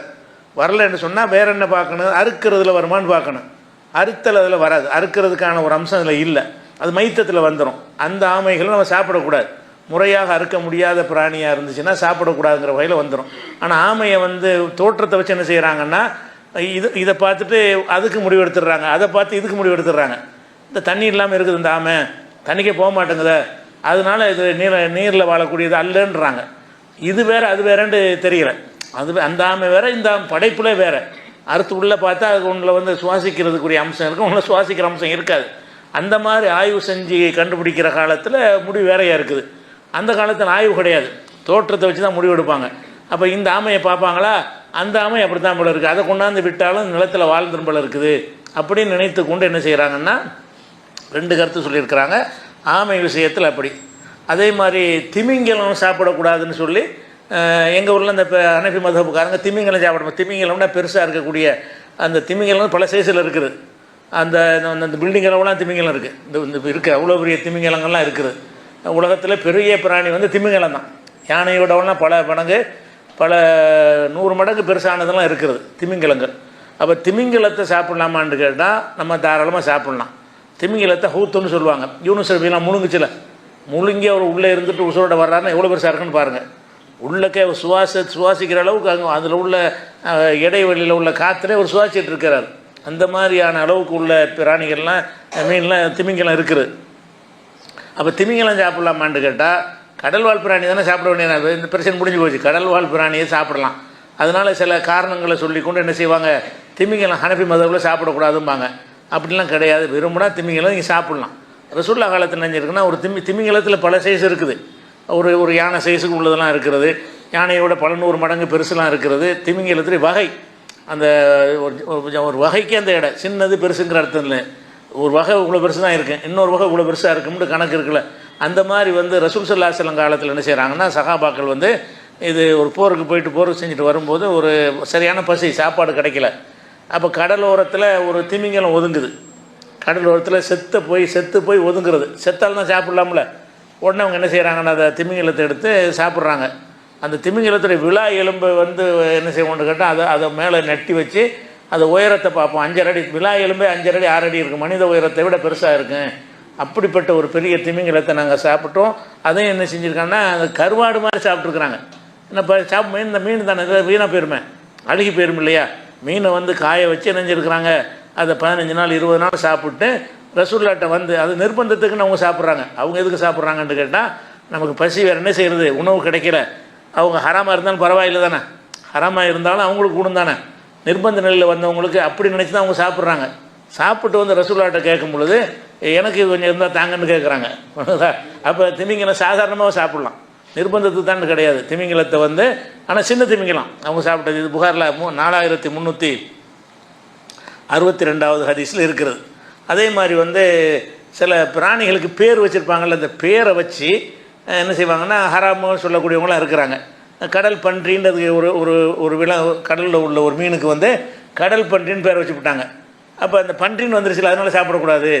பேர் நீங்கள் என்ன வேணாலும் வைக்கலாம், கடல் ஆடுன்னு கூட வச்சுருக்கலாம். அதை கடல் பன்றின்னு பேர் வச்சனால அது பன்றி ஆயிருமா, அப்போ கடல் பன்றிங்கிற அந்த பேரை வச்சுக்கிட்டு என்ன செய்கிறாங்கன்னா அதை சொல்கிறாங்க. அந்த கடல் பன்றிங்கிறது வந்து 4000 மீட்டருக்கு கீழே தான் இருக்கும். தண்ணியில் கடல்லையே சாதாரணமாக ஆழம் குறைவான கடல்லாம் அந்த இருக்க முடியாது. கடல் பன்றிங்கிறது ரொம்ப அடி ஆழத்தில் தான் இருக்கக்கூடிய ஒரு விஷயமா இருக்கிறது. மேலே வந்துருச்சுன்னா வந்து செத்து போயிடும். வெளியில் தரையில் எடுத்து வச்சிங்கன்னா என்ன செய்யும், வறண்டு போய் செத்து போயிடும். அதுக்கு வந்து அதுக்கு செவில் மூலமாகவும் சுவாசிக்காது, நுரையீரலும் கிடையாது சுவாசிக்கிறது. அந்த தோலில் உள்ள அந்த இது மூலம் தோலில் உள்ள துவாரங்கள் வழியாக ஆக்சிஜன் எடுத்துக்கணும். எந்த உயிர் வாழ்வதற்கும் ஆக்சிஜன் தேவை, மீனுக்கும் தேவை, மனுஷனுக்கும் தேவை. ஆனால் நம்ம காற்றுல எடுத்துக்கிறோம், அவை தண்ணியில் எடுத்துக்கிறது. அதான் வித்தியாசம். இந்த கடல் பன்றிங்கிறதுக்கு வந்து நுரையீரல் மாதிரி இருந்தால் வெளியே வந்து சுவாசிக்கணும், காற்றுல தான் சுவாசிக்கணும், நுரையீரல் கிடையாது. செவுள் மாதிரி இருந்துச்சுன்னா அப்படி அசைச்சு தண்ணியை கொடுத்துட்டு இருக்கும்ல, அந்த மாதிரி இருக்குதான்னு கேட்டால் அதுவும் கிடையாது. வேறு எப்படி தான் அதுக்கு ஆக்சிஜன் கிடைக்கும் என்று சொன்னால் அந்த தோலில் உள்ள சின்ன சின்ன நுண்ணிய துவாரங்கள் வழியாக அந்த தண்ணியில் உள்ள ஆக்சிஜன் அது உறிஞ்சிக்கிறது. தேவையானதை ஆக்சிஜன் இருக்குது. அதை எப்படி எடுத்துக்கொள்ளும் என்றால் அந்த தோலே வந்து ஒரு மூக்கு மாதிரி இருக்குது. நம்ம மூக்கில் சுவாசிக்கிற மாதிரி அந்த தோள்கள் வழியாக என்ன செய்யும், அது சுவாசிக்கிறோம்னு சொல்கிறாங்க. அப்போ எதில் சேர்க்குறது? இதை 100% கடல் பிராணி, 100% 100% இது நீரில் தான் வாழக்கூடியது. இது அந்த பேரை வச்சுக்கிட்டு கடல் பன்றி சாப்பிடக்கூடாதுன்னா அப்படி சொல்லக்கூடாது. கடல் பன்றி சாதாரணமாக சாப்பிட்லாம். ஏன்னா நீர்வாழ் பிராணிகள்லாம் ஹலால் என்பதில் அது அடங்கிறது. அதை ஒன்று பார்த்துடுறோம். அதே மாதிரி வந்து நீர் யானை, இப்போ யானைக்கு உள்ள சட்டம் நீர் யானைக்கு வரும்னு என்ன செய்கிறாங்க, யானைக்கு சொல்லிட்டாங்கல்ல, சிலர் அது ஹராம்ங்கிறாங்க, சிலதும் ஹராம் இல்லைங்கிறாங்க. நீர் யானைக்கு அந்த 2 கருத்தும் வரும்ல. இது நீர் யானை, நீங்கள் நீர் யானைன்னு சொன்ன யானை யோகமாது, அது ஒரு தனி படைப்பு. இந்த யானையுடைய அம்சம் அந்த யானையில் கிடையாது. நம்ம பேர் வைக்கிறதுக்கு தெரியாமல் ஏதோ ஒரு தெரிஞ்ச பேரை வச்சுருக்கோம். யானை மாதிரி இருக்குது நீர் யானை வச்சுருவோம், இது அப்படி நம்ம குரங்கு மாதிரி இருக்குது நீர் குரங்குன்னு வச்சுக்கிறோம், அப்படி வச்சதை தவிர அது வந்து யானையும் கிடையாது, இது வந்து பன்றியும் கிடையாது. அப்போ நீர் யானையை பொறுத்த வரைக்கும் என்னென்னு கேட்டால் நிலத்தில் வந்து ஒரு 5 மணி நேரத்துக்கு தான் இருக்க முடியாது. நீர் யானைங்கிறது வெளியே கொண்டு அந்த சர்க்கஸ்லாம் காட்டுறான்ல, சர்க்கஸ்லாம் நடத்திக்கிட்டு வருவான், நம்ம பார்ப்போம் இப்படி மேடைகள்லாம் வரும். அது எவ்வளோ நேரத்துக்கு அப்படி வச்சுக்கிற முடியும்னு கேட்டால் ஒரு 5 மணி நேரம் தாக்கு பிடிக்கும். அதுக்கப்புறம் என்ன செய்யணும்னு கேட்டால் வந்து நுரையீரல் மூலம் தான் சுவாசிக்கும். நுரையீரல் சுவாசித்தாலும் அது வந்து நிலத்தில் உள்ள அந்த வெப்பத்தில் என்ன செய்யும்னா அது தாங்க முடியாமல் செத்து போயிடும். சுவாசிப்பதற்கு தேவையில்லை. சுவாசிப்பதற்கு என்ன செய்யுதுன்னா நுரையீரல் மூலம் தான் சுவாசிக்குது. நீர் யானை இப்படி தலையை நீட்டி என்ன செய்யும், சுவாசிக்கும். சுவாசிப்பதற்கு கடல் தண்ணியில் சுவாசிக்காது, காற்றுல தான் சுவாசிக்கிறது.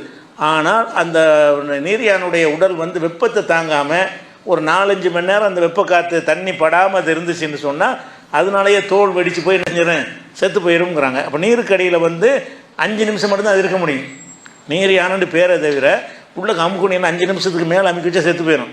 ஏன்னாடா அது சுவாசிக்கிற ஒரு விஷயம் வந்து நுரையீரலை கொண்டு சுவாசிக்குது. நுரையீரலை கொண்டு சுவாசிக்கிறதா மேலே வரணும். நுரையீரலை கொண்டு சுவாசிக்கிறதுனா காற்றுலேருந்து தான் வந்து ஆக்சிஜனை எடுக்க முடியும். அதனால என்ன செய்யணும்னா நீர் யானைங்கிறது வந்து சுவாசிக்கிற வகையில் பார்த்திங்கன்னா அது வந்து மீன் கடல் நீர்வாழ் பிராணி இல்லைங்கிற மாதிரி ஒரு தெரிகிறது நுரையீரல் இருக்கிறதுனால. ஆனால் தண்ணியில் தான் இருக்க முடியாது, தண்ணியில் தான் வாழ முடியும் என்கிற காரணத்தினால 4-5 மணி நேரத்துக்கு பிறகு தண்ணி மேலே படாமல் அது இருக்க முடியாது. அப்படி படைப்பாக இருக்கும்போது நீர்வாழ் பிராணி தானே அது. சுவாசிக்கிறத வச்சு நம்ம பிரிக்க வேண்டியதில்லை. சுவாசிக்கிற விஷயத்துலையும் கடல் வாழ் பிராணி மாதிரி சுவாசித்தா அது நீர் ஏற்றுக்கிடலாம். சுவாசிக்கிறது எல்லாமே தண்ணி மஸ்ட்டு வாழ்வதற்கு தேவைன்னா அது நீர் பிராணி தானே. வாழ்வதற்கு தண்ணீர் அவசியம், தண்ணீரில் தான் அது கிடந்து ஆகணும் அப்படின்னு இருக்குமென்னா அதில் என்ன சேர்ந்துடும், கடல் வாழ் பிராணியில் நீர்வாழ் பிராணியில் சேர்ந்துடும். தாராளமாக நீர் யானை என்ன செய்யலாம், அதெல்லாம் சும்மா தெரிஞ்சுக்கிறதுக்கு தான். நமக்கு நீர் யானையும் கிடைக்க போகிறதில்ல, இப்போ நீ கடல் பன்றி உங்களுக்கு கிடைக்க போகிறதில்ல. ஒரு மசாயில் தெரிஞ்சு வச்சுக்கிறதுக்கு தான், வேறு ஒன்றும் கிடையாது. இன்ஃபர்மேஷன் மட்டும்தான் இதில். அதே மாதிரி இந்த கடல் குதிரைன்னு ஒன்று இருக்குது, குதிரை மாதிரி இருக்கும். அந்த கடல் குதிரை சாப்பிட்றது உள்ளே பிடிச்சி வச்சுருவாங்க. கடல் குதிரை நம்ம நாட்டில் வந்து தடை. இப்போ கடல் குதிரையை நம்ம சாப்பிட்லான்றாலும் அது வந்து நிலத்தில் வாழவே முடியாது. அது கடல் இது வந்து செவில் மீன் மாதிரி தான், செவிலில் தான் சுவாசிக்கும், வெளியே எடுத்து போட்டால் செத்து போயிடும். இப்போ தண்ணீரில் மட்டும்தான் இருக்கக்கூடிய ஒரு தன்மை இருக்கிறதுனால 1 மணி நேரத்துக்கு வெளியில் இருக்கும். பிடிச்சி ஒன்று உசுரோட ஒன்றா வெளியில் போட்டிங்கன்னா 1 மணி நேரம் தாக்கு பிடிக்கும். அதுக்கு பிறகு அதுக்கு என்ன செய்யணும், தண்ணியில் போய் தான் ஆக்சிஜனை எடுக்க முடியும். அந்த மாதிரி இருக்கிறதுனால கண்டிப்பாக அந்த கடல் குதிரை என்பது வந்து நீர்வாழ் பிராணியில் வர தாராளமாக சாப்பிட்லாம். அது சாப்பிட்லாங்கிறக்காண்டி யாரை போய் பிடிச்சிக்கிட்டு சாப்பிட்றாதே என்ன செஞ்சுருவாங்க தெரிஞ்சால் உள்ளே கொண்டே போட்டுருவாங்க. கடல் குதிரையை வந்து அது அரிதான ஒரு இனமாக இருக்கும், அதை பாதுகாக்கணுங்கிறதுக்காக வேண்டி அரசாங்கம் நம்ம நாட்டில் தடை போட்டு வச்சுருக்கிறாங்க. உலகம் பூரா தடையா? உலகம் பூரா தடை போட்டு வச்சுருக்குறாங்க. அது தடையை மீறி உங்களுக்கு கிடைச்சா மார்க்கத்தில் தடையானா தடை இல்லை, நம்ம சாப்பிட்டுக்கலாம். விலையும் ஜாஸ்தி, உங்களுக்கு இப்படி கிடைச்சாலும் என்ன செய்ய முடியாது, அது அவ்வளோ சாதாரணமாக சாப்பிட ஏழை மலையில் சாப்பிட முடியாது. பெரிய விலைக்கு அது மருத்துவத்துக்காக வேண்டி என்ன செய்கிறாங்க, சைனாவுக்குலாம் ஏற்றுமதி பண்ணுறாங்க. அந்த மாதிரி ஒரு விஷயத்தினால அது ஒரு வகை. அதே மாதிரி நண்டு எடுத்துக்கிட்டிங்கன்னா, நண்டு சாப்பிட்லாமாங்கிறது 2 கருத்து இருக்குது. ஏன்னு கேட்டால் சில நண்டுகள் தண்ணிக்கு சம்மந்தம் இல்லாமல் அது எத்தனை நாள் வேண்டாலும் இருக்கும். தண்ணியே இல்லாமல் ஒரு கூடையில் கவுத்தி போட்டால் கூட அது அதில் இருந்துக்கிட்டு இருக்கும். தண்ணி தேவையே படாது. அதை வச்சு என்ன செய்கிறாங்கன்னா, நண்டுகள் பூரா நிலத்தில் வரக்கூடியதாக இருக்கிறதுனால அது நீர்வாழ் பிராணி கிடையாது அப்படின்னு சிலர் நினைக்கிறாங்க. ஆனால் ஆமையை மாதிரி தான் நண்டும். 2 வகை இருக்குது. நண்டுங்கிற தோற்றத்தில் 2 ஒரே மாதிரியாக இருந்தாலும் அந்த ஆமையுடைய படைப்புத்தன்மை வேறு, இந்த ஆமையுடைய படைப்புத்தன்மை வேறு. அதில் அதாவது நண்டு வகை நீர் நண்டுன்னு இருக்குல்ல, அது செவில்களில் சுவாசிக்கும். நீர் நண்டுக்கு காட்டிலேருந்து ஆக்சிஜன் எடுக்காது. இப்போ தண்ணியில் தான் இருந்தாகணும், தண்ணியில் தான் சுவாசித்து ஆகணுங்கிற ஒரு நிலையில் சில மணி நேரம் மட்டும் என்ன செய்யணும்னு கேட்டால் தண்ணீர் இல்லாமல் வாழும். சில மணி நேரத்துக்கு தாக்கு பிடிக்கும். அதுக்கப்புறம் இருக்கிற ஆக்சிஜன்லாம் காலியான பிறகு மறுபடியும் தண்ணிக்குள்ளே போய் தான் என்ன செய்யணும், வாழ்வதற்குரிய ஆக்சிஜன் எடுக்க வேண்டும். இது நீர் நண்டுங்கிறது. இந்த நண்டு நம்ம சாப்பிட்லாம். நீர் நண்டு இந்த கடலெல்லாம் பிடிச்சிட்டு விற்கிறாங்கல்ல, பஜார்லலாம் மீன் கடையில் விற்கிறாங்கல்ல, அந்த நண்டெல்லாம் நீர் நண்டு. அது நீர் நண்டு சாப்பிட்லாம். ஆற்று நண்டு, குளத்து நண்டு, எந்த நண்டுனாலும் சாப்பிட்லாம். தண்ணிக்கு சம்பந்தம் இல்லாத நிலத்தில் வாழக்கூடிய ஒரு இதுகள் ஒன்று இருக்குது, நிலநன்று ஒன்று இருக்குது. அதுக்கு என்னென்னு கேட்டால் அது தண்ணியில் தான் இருக்கணுன்னு கிடையாது, ஆனால் ஈரப்பதம் இருக்கணும். அந்த நண்டு என்ன இருக்கணும், ஈரமான பகுதியில் இருந்தால் தான் அது வாழ முடியுமே தவிர வெப்பமான பகுதியில் வாழ முடியாது. அது சுவாசிப்பதற்கு அதுக்கு தேவை கிடையாது, தண்ணி தேவை கிடையாது.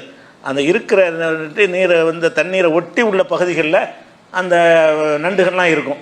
அப்போ ஒரு வகையில் தண்ணீர் தேவைப்பட்டதாக இருக்கனால அந்த நண்டையும் சாப்பிட்லாம். அந்த நண்டு தண்ணீர் தேவையாக இருக்குல்ல, தண்ணீருக்கு அருகில் தான் வாழணுன்னா தண்ணீர் அந்த வெப்பம் பட்டுக்கிட்டே இருக்கணுமா, தண்ணீர் பட்டுக்கிட்டே இருக்கணுமா இருந்தால் அதையும் கூட சாப்பிட்லாம், அந்த பிரச்சனை கிடையாது. நத்தை எடுத்துக்கிட்டிங்கன்னு சொன்னால், அதாவது நத்தையில் 2 இருக்குது. அதாவது நத்தை, நண்டு, ஆமையெல்லாம் நம்ம பார்த்தா ஒரு படைப்புன்னு நினைக்கிறோம். இவைகள் எல்லாமே 2 படைப்பு. அதனோட உள் அமைப்பில் செட்டிங்கே வேறு வேறு. பார்த்தா 2 என்ன செய்யுது, ஒரே மாதிரியாக தெரிகிறது. ஆனால் ஒரே மாதிரியாக தெரிஞ்சாலும் உள் விஷயத்தை பார்த்தீங்கன்னு சொன்னால் அது வேறு வேறையாக இருக்கும். அது அந்த வாயை பார்க்கும்போது நத்தை எப்படின்னு கேட்டால் ஈரப்பதமான வறண்ட ஈரப்பதமான இடத்துல இருக்கும். நுரையீரல் போன்ற அமைப்பு இதுக்கு கிடையாது. நுரையீரல் போன்ற அமைப்பு இருக்கிறது. அப்படி இருக்கிறதுனால அந்த நத்தை என்பது என்ன செய்யணும்னு கேட்டால் அதில் தரையில் வாழ்ந்துடும். அந்த நத்தை அது ஒரு வகை. இது நிலத்து நத்தைன்னு பேர். இது நீங்கள் கடல் இல்லாத பகுதியில் இங்கே கூட பார்த்தீங்கன்னா அது அந்த கடல் நத்தை கிடையாது, நீர் நத்தைன்னு ஒரு வகை இருக்குது. அந்த நத்தை நீரில் மட்டும்தான் வாழும். அது செவில் மூலம் தான் சுவாசிக்கும். அப்போ செவில் மூலம் சுவாசிக்கக்கூடிய நத்தைன்னு ஒன்று இருக்கிறது. நுரையீரல் போன்ற ஒரு அமைப்பு மூலமாக சுவாசிக்கக்கூடிய நத்தைகளும் இருக்கிறது. அந்த நத்தை என்ன செய்யும்னா நீர் இல்லாமலே என்ன செய்யும், நீர் தேவையில்லை அதுக்கு. அப்போ நத்தை நம்ம பிரிக்கணும். இது செவில் மூலம் சுவாசிக்கிற ஒரு நத்தை தானா அப்படின்னு இருந்தால் அது கடல் பிராணியில் வந்துடும், தண்ணீரில் உள்ள பிராணியில் வந்துடும். அது அது அப்படி கிடையாதுன்னு சொன்னீங்கன்னா அந்த நத்தையாக இருந்தால் நம்ம சாப்பிடக்கூடாது. நத்தையை 2ஆக பிரித்து, ஏன்னா அறுத்தல் வராதுல்ல, வேறு நத்தையை அது அறுத்து அது குறவலையெல்லாம் கிடையாதுல்ல. அறுத்தல் வரலன்னு சொன்னால் தானாசத்து அதில் வந்துடும். முறையாக அறுக்கப்படாமல் மைத்தத்துன்னு சொன்னோம்ல, அதில் அடங்கி போயிடும். அந்த நத்தையை சாப்பிடக்கூடாது. இப்படி அது மாதிரியான விஷயங்கள்லாம் இருக்குது. அதே மாதிரி இந்த சில மீன்கள்லாம் கொஞ்சமாக ரத்தம் இருக்கும். மீனால ரத்தம் இருக்கிறது, இந்த ஆடு மாடு அளவுக்கு இருக்காட்டால் கூட அதில் சிகப்பாக என்ன செய்யும், கசியக்கூடிய ரத்தங்கள்லாம் இருக்கும். அந்த ரத்தம் இறால்னு சாப்பிட்றோம்ல, அதில் இருக்காது, நண்டில் இருக்காது. சிப்பி இருக்குல்ல, சிப்பிகள்னு இருக்குது. அந்த சிப்பிகள் முத்து நடக்கிறான்ல, அதை உடைச்சி அதில் உள்ள சதையை சாப்பிடுவாங்க. அந்த சிப்பிங்கிறத எடுத்துக்கிட்டிங்கன்னா அதுலேயும் ரத்தம்லாம் வராது. உயிர் இருக்கான கணவாய்ங்கிறாங்கல்ல, கணவாய்க்கு ரத்தம் வராது. இந்த ரத்தம் வராதெல்லாம் சாப்பிடக்கூடாது அனைத்து முதல்ல எழுதி வச்சுக்கிறாங்க. கடல்வாழ் பிராணி ஹலால்னு எல்லாம் சொல்லிவிட்டான். அந்த கிரவுண்டில் தான் பிரிக்கணுமே தவிர அவங்க என்ன செய்கிறாங்கன்னு கேட்டால், மீனுக்கு ரத்தம் வருது, நண்டுக்கு ரத்தம் வராது. மீனுக்கு ரத்தம் வரும், கணவாயின்னு இருக்குன்னு பாருங்களா, அது எத்தனை துண்டாக இருந்தாலும் அதை சிகப்பு கலரே வராது. துண்டு துண்டாக வெட்டினாலும் என்ன செய்யணும், ரப்பர் மாதிரி வெட்டிக்கிட்டு போவீங்களே தவிர அதில் என்ன வராது, கடுகளை கூட ரத்தம் வராது. அப்போ ரத்தமே இல்லாத ஒரு பிராணியாக இருக்கிறதுனால அதை சாப்பிடக்கூடாதுங்கிறாங்க. இது இந்த காரணம் எங்கேருந்து எடுத்தாங்க, ரத்தம் இருந்தாலும் ரத்தம் இல்லாட்டி என்ன, அப்படியெல்லாம் கடலில் உள்ளது சாப்பிட்லான்ட்டான். அது ரத்தம் இருந்தாலும் சரி தான், ரத்தம் இல்லாட்டாலும் சரி தான். ஆனால் இவங்க எதை வச்சு பிரிக்கிறாங்கன்னு கேட்டால், ஹனவி மதஹப் எங்கள் ஊர்லலாம் ஹனஃபியாக்கெல்லாம் அதெல்லாம் சாப்பிட மாட்டாங்க. நாங்கள் ஷாஃபி ஹனஃபி ரெண்டு கூட்டத்தான் இருக்கக்கூடிய ஊர் எங்கள் ஊர். அதில் என்ன செய்வாங்கன்னா அதை சிங்கின்னு சொல்லுவாங்க. சிங்கின்னா இறால் மாதிரி பெருசாக இருக்கும், இவ்வளோ பெருசாக இருக்கும் சிங்கிங்கிறது. அது ரொம்ப விலை கூட, ரொம்ப டேஸ்ட்டாக இருக்கும். அந்த சிங்கிங்கிறது, மட்டின்னு சொல்வது, சிப்பிங்கிறது, இறாலுங்கிறது, இதுகளெல்லாம் வந்து இந்த ரத்தம் இல்லாதனால சாப்பிடக்கூடாதுன்னு சொல்லி வச்சுருக்கிறாங்க. ரத்தம் இல்லாமல் சாப்பிட்ணுங்கிறது இஸ்லாத்தில் அளவுகள் கிடையாது. மீனாக இருந்தால் ரத்தம் இருக்கணும்னு எங்கள் குரானில் ஹதீஸில் இருந்தால் தான் அப்படி அவங்க பிரிக்கணும். இவங்களா சிந்திச்சு இது மீனில் எப்படி சேர்க்குறதுங்கிறாங்க. ரத்தம் வந்தால் தான் மீன் அப்படி எல்லாம் சொல்லியிருக்கிறாங்கன்னா சொல்லலை. அதனால் அது அதில் உள்ள எல்லாமே என்னது, அது ஹலால்னு விளைவிக்கிறணும். இதுதான் கடல் வாழ் பிராணி. எல்லாத்தையும் சொல்லலை, நீங்களே தெரிஞ்சுக்கிற வேண்டியதான். அப்படி இல்லாட்டா கூட ஒரு புதுசாக ஒரு பிராணியை பார்த்தீங்கன்னா அதை பற்றி நெட்டில் தேடி பார்த்தீங்கன்னா அதை சொல்லிடுவான். அந்த அந்த அந்த பிராணியுடைய தன்மை என்ன, அது நிலத்தில் தான் வாழுமா, நீரில் தான் வாழ்ந்து ஆகணுமா. அப்போ நீரில் தான் வாழணும்னு அவர் சொல்லிட்டான்னு பேசாமல் சாப்பிடுங்க. நீரே தேவையில்லை, நிலத்தில் வாழ்ந்துடும், அது நிலத்துக்கு நீருக்கு சம்பந்தம் உள்ளதாக இருக்குது, ஆனால் நிலத்தில் வாழ முடியும்னு சொல்லிட்டான்னு சொன்னால் அது வந்து அறுத்தல் வராது. அதுக்குன்னா அது அந்த பிராணிகள் நம்ம சாப்பிடக்கூடாது. என்னடா அறுக்கிறது வரணும். அறுத்தல்ங்கிறது நிகழாவிட்டால் அது மைத்தத்து போயிடும், செத்ததில் வந்துடும். இப்படி நீங்களாகவே எத்தனை வகையான கடல் விஷயங்களை பார்த்தாலும் நீங்கள் என்ன செய்யலாம் முடியும், எல்லாத்தையும் சொல்ல முடியாது. கடலில் லட்சம் தரையில் இருக்கிற அளவுக்கு கடலில் இருக்கிறது. அத்தனை வகையான உயிரினங்கள், அத்தனை வகையான மீன்கள் இருக்குது. அதுகள்லாம் நம்ம ஒன்றையும் பேரை சொல்ல முடியாது. இந்த கருத்து வேறுபாடு தவறாக புரிந்து கொள்ளதை மட்டும்தான் நம்ம சொல்கிறோம். மற்ற எல்லாத்தையும் சொல்கிறது இல்லை. இந்த ராலில் எதுக்கு சொல்கிறோம்னு கேட்டால் ஒரு சாராரு கூடும், ஒரு சாராரு கூடாதுன்னு சொல்கிறதுனால அதை பற்றி பேச வேண்டி வருது. அது வருது. அடுத்தது என்னென்னு கேட்டால்